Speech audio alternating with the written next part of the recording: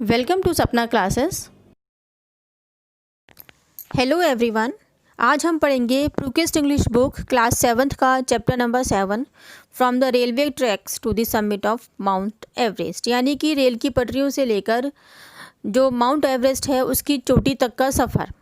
इस कहानी का जो करेक्टर है वो अनु है, एक लड़की है। मेन करेक्टर है वो अनु है। वो ट्रैवल कर रही है ट्रेन से, लखनऊ से दिल्ली जा रही है और उसको दिल्ली बहुत ज़रूरी पहुंचना है क्योंकि उसको एक जॉब मिली है और जॉब का जो ऑफरिंग लेटर उसको मिला है उसमें डेट ऑफ बर्थ जो है वो इनकरेक्ट है और उसे कैसे भी दिल्ली पहुंच के इस मिस्टेक को ठीक करना है। तो इसलिए वो दिल्ली जा रही है क्योंकि उसका करियर की एक शुरुआत है और उसका करियर बहुत अच्छा आगे जाने वाला है इस जॉब से, तो उसको ये मिस्टेक ठीक करनी है। लेकिन अनु के लाइफ में कुछ ऐसा होता है जो उसकी लाइफ को हमेशा के लिए चेंज कर देता है।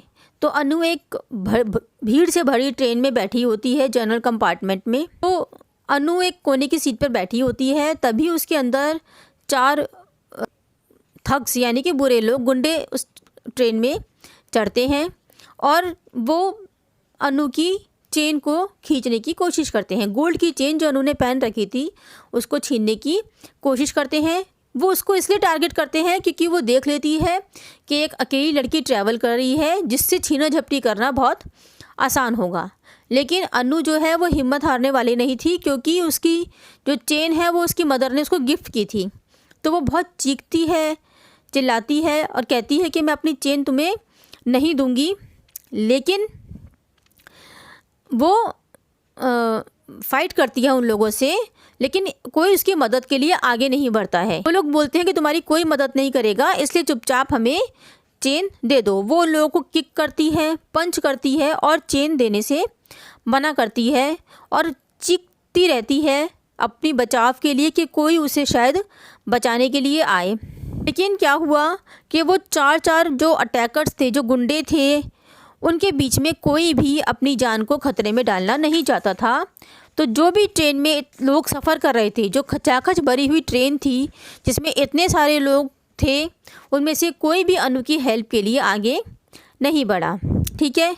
और उन्होंने क्या किया, अनु को पकड़ा और उसे खींचते हुए दरवाजे तक ले गए। ट्रेन के जो दरवाज़ा है वहाँ तक ले गए और उसको बाहर की तरफ फेंक दिया। कहाँ फेंक दिया? ट्रेन की पटरी पे फेंक दिया। तो इससे पहले वो वहाँ से हट पाती या अपने आप को संभाल पाती, एक ट्रेन आई वो और उसके पैरों के ऊपर से गुजर कर चली गई। ठीक है। तो जो ट्रेन के लोग थे वो यही सोचने लगे कि वो शायद बची नहीं होगी, मर गई होगी। लेकिन अनु जो है वहाँ पेन से यानी वो दर्द से चीख रही थी, चिल्ला रही थी। अनु का जो लेफ़्ट पैर है उसमें से काफ़ी ज़्यादा खून निकल रहा था और वो रात भर वहीं रेलवे ट्रैक पर पड़ी रही, लेकिन उसकी कोई हेल्प करने नहीं आया या किसी ने उसको नोटिस ही नहीं किया जब तक कि दिन नहीं निकल आया। तो जब अगले दिन निकला, लोगों ने देखा कि वहाँ ट्रैक पर एक एक्सीडेंट हुआ पड़ा है, कोई लड़की वहाँ पड़ी है। तो पुलिस को फ़ोन किया गया, उसको हॉस्पिटल ले जाया गया और उसका जो लेफ़्ट पैर था, जो जिस पैर के ऊपर से ट्रेन गुजर गई थी, उसको काट देना पड़ा। और जो उसका राइट लेग था उसमें भी एक रॉड इंसर्ट करनी पड़ी डॉक्टर्स को क्योंकि उसमें भी काफ़ी डैमेज हुआ था। उसको इतना ब्लड लॉस हुआ था कि कुछ टाइम के लिए तो ये भी नहीं पता था कि वो बच पाएगी या नहीं बच पाएगी। ठीक है। लेकिन वो सरवाइव कर पाई, बच गई और लोगों ने उसी को ही ब्लेम करना शुरू कर दिया उसके एक्सीडेंट के लिए। कई तरह की अलग अलग अफवाहें फैलने लगी उसके बारे में। कुछ लोग कहने लगे कि वो बिना टिकट ट्रैवल कर रही थी और पकड़े जाने के डर से वो कूद गई। कुछ रिपोर्टर्स कुछ अफवाहें इस तरह की फैल गई कि वो शायद सुसाइड करना चाहती थी, अपने आप को मारना चाहती थी। ठीक है। लेकिन जितनी मुंह उतनी बातें, यानी कि लोगों ने तरह तरह की बातें बनानी शुरू कर दी और अनु के पास कोई प्रूफ नहीं था ये साबित करने के लिए कि वो इनोसेंट है, यानी कि उसकी कोई गलती नहीं थी। तो इन सब बातों के बीच में अनु जब हॉस्पिटल में बेड पर पड़ी थी तो वो कुछ डिसीजन लेना चाहती थी क्योंकि ऑब्वियसली जब भगवान ने उसको इतने बड़े एक्सीडेंट से बचा लिया था तो वो अपनी लाइफ को इस तरह से ही ज़ाया नहीं करना चाहती थी। तो अनु ने डिसाइड किया कि वो माउंट एवरेस्ट को क्लाइंब करेगी। ठीक है, उसने अपने पेरेंट्स को बोला I want to climb Mount Everest. तो उसके पेरेंट्स उसको कहते हैं कि तुम्हें कुछ भी प्रूव करने की ज़रूरत नहीं है। ठीक है, तुमने काफ़ी कुछ तुमने अपने आप को प्रूव कर दिया है। इतना सब कुछ होने के बाद भी तुम आज सर्वाइव कर रही हो, ज़िंदा हो, तुम में बहुत ताकत है, हिम्मत है। उसके फादर ने उसको ये बात बोली। जब ये बात डॉक्टरों को पता चली कि वो माउंट एवरेस्ट की चढ़ाई करना चाहती है, तो वो भी उस पर हंसने लगे और उन्हें लगा है कि शायद इस घटना ने उसके दिमाग पर असर कर दिया है, इसलिए वो इस तरह की बातें कर रही है। लेकिन अनु जो है वो बहुत डिटरमाइंड थी अपने इस लक्ष्य को लेकर।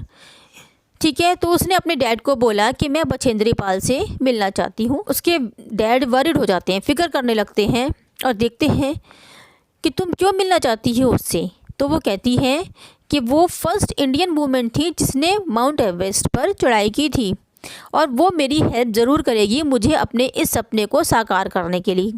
तो उसके फादर उससे पूछते हैं कि तुम श्योर हो? वो कहती है हाँ मैं श्योर हूँ, मुझे ये सब करना ही है।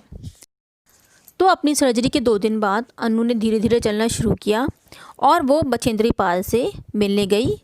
हॉस्पिटल से सीधा वो बछेंद्री पाल से मिलने गई। अब बछेंद्री पाल ने अनु के जो ड्रीम्स थे उनको खारिज नहीं किया, मना नहीं किया उससे कि तुम नहीं कर सकती, लेकिन उसे ये भी समझाया कि जो तुम कह रही हो वो बहुत ही डिफ़िकल्ट टास्क है, बहुत ही मुश्किल काम है।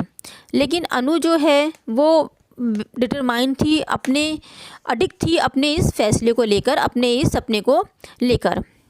उसने एक माउंटेनियरिंग इंस्टीट्यूट से कोर्स किया, ट्रेनिंग ली उसने और छोटे छोटे बहुत सारे माउंटेन्स को क्लाइंब करना शुरू किया। उन माउंटेन्स को क्लाइंब करते वक्त उसे काफ़ी कुछ एक्सपीरियंस हुआ, बहुत पेन हुआ उसके पैरों में और नियर डेथ एक्सपीरियंस हुए, यानी कि ऐसे एक्सपीरियंस हुए जैसे मौत बिल्कुल करीब खड़ी हो। तो कुछ साल की ट्रेनिंग के बाद अब वो रेडी थी माउंट एवरेस्ट पर चढ़ने के लिए। माउंट एवरेस्ट पर चढ़ने के लिए हर जो क्लाइंबर होता है, जो भी चढ़ाई करता है, उसको 4 कैंप से गुजरना होता है उस पीक तक, उस चोटी तक, उस ऊंचाई तक पहुंचने के लिए। तो जो शेरपा था, शेरपा कौन होता है?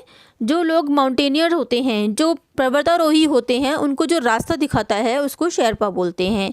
तो शेरपा समझाता है कि ये एक तरह का सुसाइड मिशन है, इसको हम डेथ जोन भी कहते हैं। ठीक है, अगर कुछ भी प्रॉब्लम होती है, कोई दिक्कत हो सकती है, तो आपकी डेथ भी हो सकती है। तो अनु कहती है where there is a will there is a way. ठीक है, और मैं इसे करूँगी, यानी कि जहाँ आपकी इच्छा होती है रास्ता भी बन ही जाता है और मुझे ये करना है। जब वो उस रास्ते पे चल रहे होते हैं तो वो समझाता है कि देखो ऑक्सीजन लेवल भी काफ़ी कम है, तो हमें वापस चल देना चाहिए।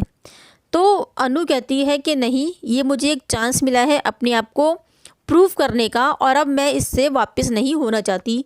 अनु को पता होता है कि हो सकता है कि समिट तक, यानी ऊंचाई तक, शिखर तक पहुंचने से पहले उसकी डेथ भी हो जाए, लेकिन फिर भी वो इस चीज़ को बीच में छोड़ना नहीं चाहती थी और कंटिन्यू करते करते 52 डे के स्ट्रगल के बाद, यानी कि 52 डेज़ के बाद 21 मई 2013 को अनु जो है माउंट एवरेस्ट के समिट पर, यानी कि माउंट एवरेस्ट के शिखर पर पहुंच गई। वहां जाके उसने अपना इंडियन फ्लैग लगाया, जो कि हाईएस्ट पीक है वर्ल्ड की, और भगवान को धन्यवाद किया। उसने वहाँ पे कुछ फ़ोटोग्राफ्स लिए।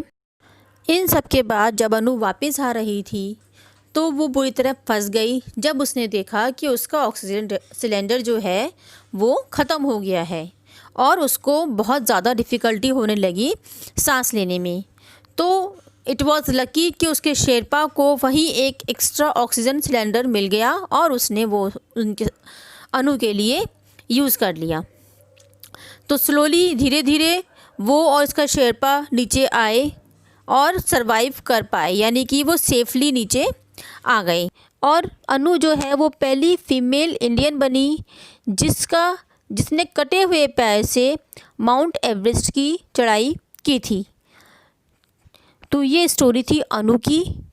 ये स्टोरी जो है ये रियल लाइफ स्टोरी है, यानी कि एक सच्ची घटना है और इसका जो करेक्टर है, रियल करेक्टर नेम है अरुणिमा सिन्हा ठीक है, जो कि पहली इंडियन फीमेल है जिसने कि अपने पैर कटे होने के बावजूद माउंट एवरेस्ट पर चढ़ाई की। जिस दिन चढ़ाई की वो दिन था 21 मई 2013।